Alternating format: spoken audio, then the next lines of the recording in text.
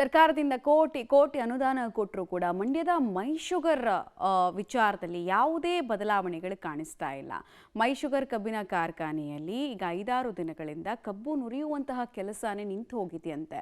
So ಟನ್ಗಟ್ಟಲೆ ರೈತರು ತಂದಿದಂತಹ ಕಬ್ಬು ಅಲ್ಲೇ ಒಣಗ್ತಾ ಇದೆ.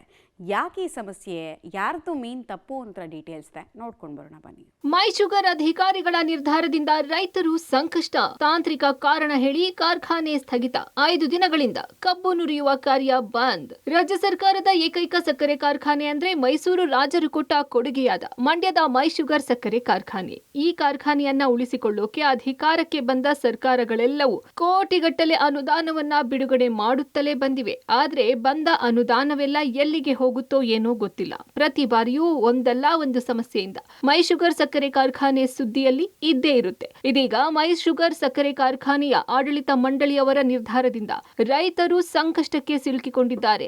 ಕಳೆದ 5 ದಿನಗಳಿಂದ ಇಲ್ಲಿನ ಅಧಿಕಾರಿಗಳು ತಾಂತ್ರಿಕ ಕಾರಣ ಹೇಳಿ ಕಾರ್ಖಾನೆಯನ್ನ ಸ್ಥಗಿತಗೊಳಿಸಿದ್ದಾರೆ. ಇದು ಈ ವರ್ಷದಲ್ಲಿ 2ನೇ ಬಾರಿ ಈ ರೀತಿ ಕಾರಣ ಹೇಳಿ ಸ್ಥಗಿತಗೊಳಿಸಲಾಗಿದೆ.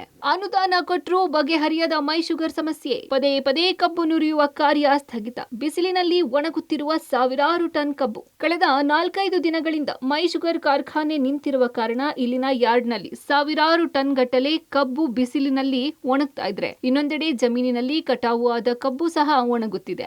ಮಗದೊಂದೆಡೆ ಅವಧಿ ಮುಗಿದ ಕಬ್ಬಿನ ಬೆಳೆ ತನ್ನ ಆಯಸ್ಸು ಮುಗಿದು ತೂಕವನ್ನ ಕಳೆದುಕೊಳ್ಳುತ್ತಾ ಇದೆ. ಹೇಗೋ ಬೇಸಿಗೆಯಲ್ಲಿ ಬೆವರು ಸುರಿಸಿ ಬೆಳೆದ ಕಬ್ಬು ಕಟಾವು ಆಗಿ ಫ್ಯಾಕ್ಟರಿಗೆ ಹೋಗಿ ಅಷ್ಟೋ ಇಷ್ಟು ದುಡ್ಡು ನೋಡಬಹುದು ಎಂದುಕೊಂಡಿದ್ದ ರೈತರು ಹಾಕಿದ ಬಂಡವಾಳವೂ ಸಹ ಬರದ ಸ್ಥಿತಿಗೆ ತಲುಪಿದ್ದಾರೆ. ಕಾರ್ಖಾನೆ ಸ್ಥಗಿತಗೊಂಡು 4ರಿಂದ 5 ದಿನ ಆಗದೆ ಅಣ್ಣ. ಯಾರೇ ಆದ್ರೂ ಬಂದು ಇಲ್ಲಿ ಸ್ಪಂದಿಸ್ತಾ ಇಲ್ಲ ಅಣ್ಣ. ಒಂದು ಗಾಡಿ ಬಂದು 5 ದಿನ ಆಗದೆ ಅಣ್ಣ. ಒಣಗಿ ದಿನಕ್ಕೆ ಒಂದು 250 ಕೆಜಿ ಕಬ್ಬು ನಷ್ಟ ಆಯ್ತದೆ ಅಣ್ಣ. ಇಲ್ಲಿಗೆ ಯಾವರೇ ಆದ ಅಧಿಕಾರಿಗಳಲ್ಲಿ ಯಾರೇ ಜನಪ್ರಿಯ ನಾಯಕರುಗಳಲ್ಲಿ ಯಾರು ಬಂದು ನಮ್ಮನ್ನ ಏನು ಕೇಳ್ತಾ ಇಲ್ಲ. ನಮ್ಮ ನಡೆ DC ಆಫೀಸ್ ಕಡೆ ಅಂದ್ಬಿಟ್ಟು ಎತ್ತಿನ ಗಾಡಿನೇ ಹೊಡ್ಕೊಂಡೋಗಿ ಕಬ್ಬು ಅಲ್ಲೇ ಕಿತ್ತಾಕ್ತಿವಿ. ಉಗ್ರ ಹೋರಾಟ ಮಾಡ್ತೀವಿ ಅಣ್ಣ. ಭರವಸೆ ಕೊಡುವಂತ ನಾಯಕರುಗಳಲ್ಲಿ ಅಧಿಕಾರಿಗಳು ಯಾರು ಬಂದಿಲ್ಲ. ಕಾರ್ಖಾನೆ ಅಧ್ಯಕ್ಷರು ಏನು ಇಲ್ಲ, ಅವ್ರ ಪಡ್ಕ ಅವ್ರು ಕಡ್ದು ಹೋಯ್ತಾರೆ, ನಮ್ಮ ಬಣ್ಣ ಕೂತೀವಿ. ಮೈ ಶುಗರ್ ಕಾರ್ಖಾನೆಯಲ್ಲಿ ಯಾಕೆ 4-5 ದಿನಗಳಿಂದ ಕಬ್ಬು ಅರಿತಾ ಇಲ್ಲ ಅಂತ ರೈತರು ಕೇಳಿದ್ರೆ, ತಾಂತ್ರಿಕ ಕಾರಣದಿಂದ ನಿಂತಿದೆ, ನಾಳೆಯೇ ಮತ್ತೆ ಆರಂಭ ಆಗುತ್ತೆ ಅಂತ ಅಧಿಕಾರಿಗಳು ಹಾರಿಕೆ ಉತ್ತರ ನೀಡ್ತಾ ಇದ್ದಾರೆ. ಈತ ಮೈ ಶುಗರ್ ಕಾರ್ಖಾನೆ ಯಾರ್ಡ್ನಲ್ಲಿ ಟ್ರ್ಯಾಕ್ಟರ್ ಎತ್ತಿನ ಗಾಡಿಯಲ್ಲಿ ಇರುವ ಕಬ್ಬು ಬಿಸಿಲಿಗೆ ತನ್ನ ತೂಕವನ್ನ ಕಳೆದುಕೊಳ್ತಾ ಇದೆ. ಇನ್ನೊಂದೆಡೆ 4-5 ದಿನಗಳಿಂದ ಕಬ್ಬನ್ನ ತಂದಿರುವ ರೈತರಿಗೆ ಇಲ್ಲಿ ಮೂಲ ಸೌಕರ್ಯಗಳು ಇಲ್ಲ. ಇನ್ನೊಂದೆಡೆ ಕಬ್ಬಿನ ಗಾಡಿ ಎಳೆದು ತಂದ ಎತ್ತುಗಳಿಗೆ ಕುಡಿಯೋಕೆ ನೀರಿನ ವ್ಯವಸ್ಥೆಯೂ ಇಲ್ಲ. ಇಂಡಿಯಾ ಶುಗರ್ ಫ್ಯಾಕ್ಟ್ರಿಲಿ ಹಿಂದೆ ನಡೀತಿದಂತ ಕಾರ್ಖಾನೆ ಅದೇವರೆಗೆ ರೈತರು ಬದುಕ್ತಿದ್ರು. ಇವತ್ತು 5ರಿಂದ 6 ದಿನ ಆಗೈತೆ, ಒಂದೊಂದು ಗಾಡಿ ಆಗೈತೆ, ಯಾರು ಸ್ಪಂದಿಸ್ತಾ ಇಲ್ಲ. ರೈತರು ಬದುಕಕ್ಕೂ ಮಾತ್ರ ಫ್ಯಾಕ್ಟ್ರಿ ಇಲ್ಲ. ಇದು 300 ಟನ್ ಲಾಸ್ ಆಯ್ತೈತೆ ಡೈಲಿ.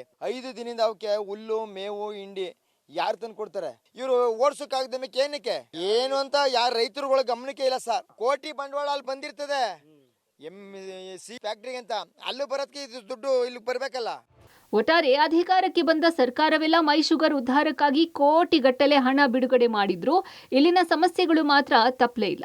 ಈಗಲಾದ್ರೂ ಎಚ್ಚೆತ್ತುಕೊಂಡು ಮೈ ಶುಗರ್ನಲ್ಲಿ ಆಗಿರುವ ತಾಂತ್ರಿಕ ದೋಷವನ್ನ ಸರಿಪಡಿಸಿ ಫ್ಯಾಕ್ಟರಿಯನ್ನ ರನ್ನಿಂಗ್ ಮಾಡುವ ಮೂಲಕ ರೈತರಿಗೆ ಉಪಯೋಗ ಮಾಡಿಕೊಡ್ಬೇಕು. ಈ ಬಗ್ಗೆ ಸರ್ಕಾರ ಏನು ನಿರ್ಧಾರ ಕೈಗೊಳ್ಳುತ್ತೆ ಅನ್ನೋದನ್ನ ಕಾದು ನೋಡಬೇಕಿದೆ. Rohit Devarahalli, Public TV, Mandya.